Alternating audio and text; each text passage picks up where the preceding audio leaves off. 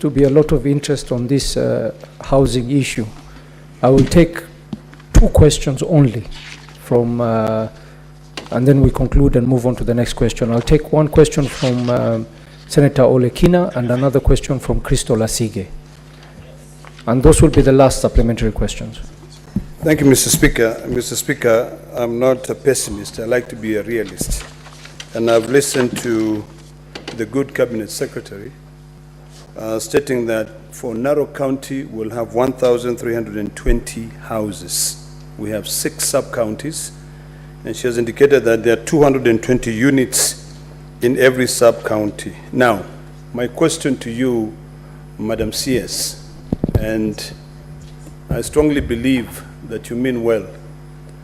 Can you tell this House where you have identified the land for the 220 houses in Narok East constituency, 220 houses for Narok North constituency, 220 houses for Emurwedikir constituency, Kilgoris constituency, and Narok South constituency? While at it, Madam CS, I'd like just one question, Senator Olekin. The same question. One question. We're only taking 1 question from you. All right. Thank you. Senator Asige. Thank you very much, Honorable Speaker, for this opportunity. To the Honorable CS, I'm sure she is aware that persons with disabilities make up around 8 million people, which is about 15 to 16% of our population. And on top of that, if you add the elderly, which is approximated to around 2 million, that makes about 10 million people, give or take, Mr. Speaker, that are in a vulnerable group category. My question to the Honorable CS is, how are you incorporating these approximate 10 million people in the housing projects that you're speaking of in terms of ensuring, or can you confirm to the House that all of the units that you speak of will have universal design principles incorporated into them so that whomever gets one of these units, for example, no matter their ability or disability, is able to be accommodated properly and as per the law in terms of reasonable access to the person who's going to own and live in such units, as well as, Mr. Speaker, the social amenities that she has also spoken of around these housing units, the schools, the hospitals, the supermarkets. Are they also going to incorporate universal design principles in them so that we are not complaining in years to come that this building or that housing unit or that supermarket or that school was built in recent time but still did not consider persons with disabilities or those with reduced mobility and different types of accommodative needs that they require. Mr. Speaker, she's also, I'm sure, aware that there is law that says, for example, that if a building is a multi-story building, more than 3 or 4 stories high, it has to have, according to the law, a lift that is usable and that is working in proper condition. Otherwise, there is punitive action against that said building and its management. So I would like her to confirm to the House that these universal design principles are being taken into account from conception stage, which is right now. I thank you. Thank you, Senator. Cabinet Secretary. Let me start with the question of the Senator for Narok. Senator, maybe you didn't hear me well. What I said is that every sub-county, every constituency will be entitled to, at a beginning, number of 220 units, and you repeated that.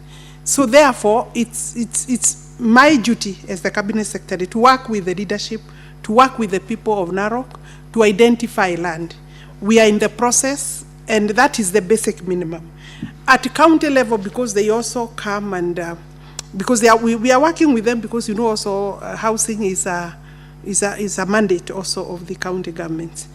Where we have the county level, the division headquarters, we prefer to do at least 1,000 minimum because of the number, the population number. So, do I have any going on?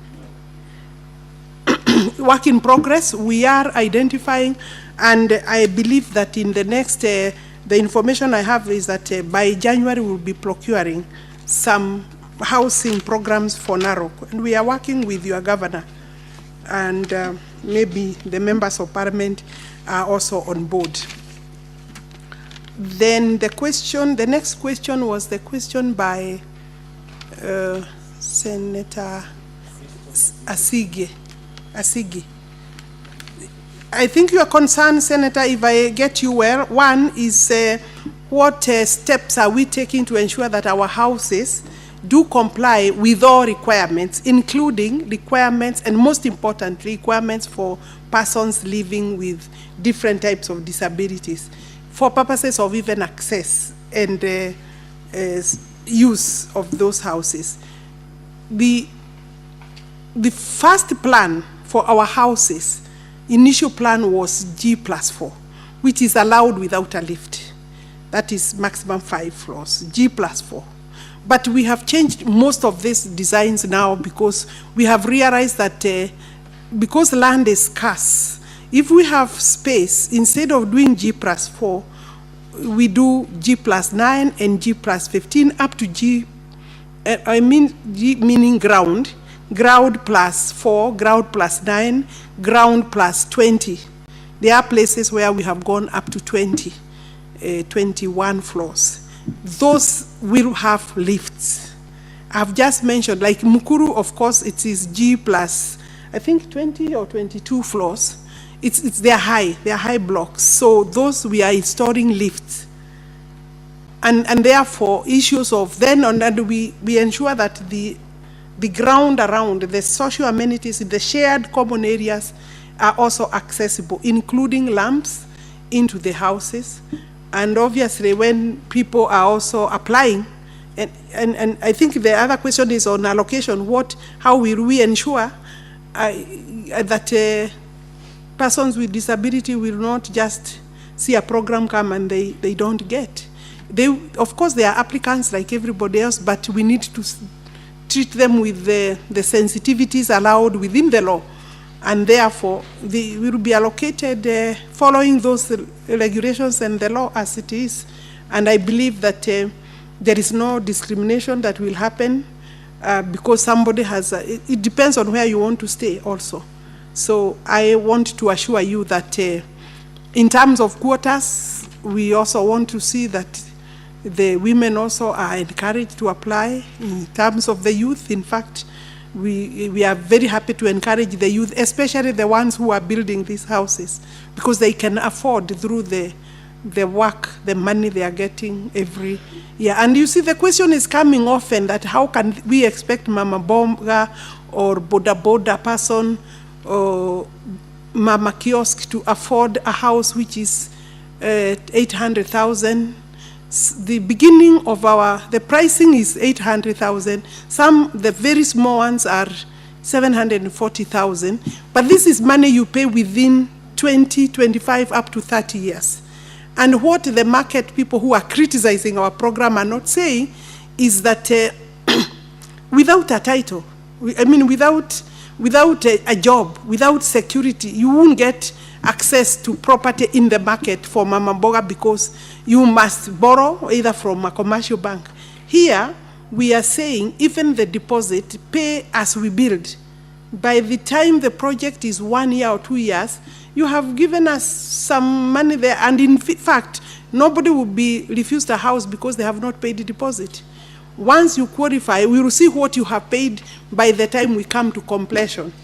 Therefore, the difference between our houses and the houses in the market is that the market will require you to go and borrow from a commercial bank, but we are giving you a house to stay, to live in, pay 3,000 to 5,000 depending on the size of the house for the next 25 years, 30 years. So the vulnerable groups will be able to afford 3,000. After all, if you are living in Nairobi, if you are living in any area where the house is and you are interested, it means you are paying much more than that.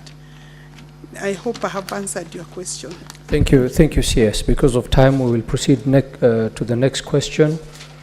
A question by Senator Hamida Kibwana will be asked by Senator Tabitha Mtinda.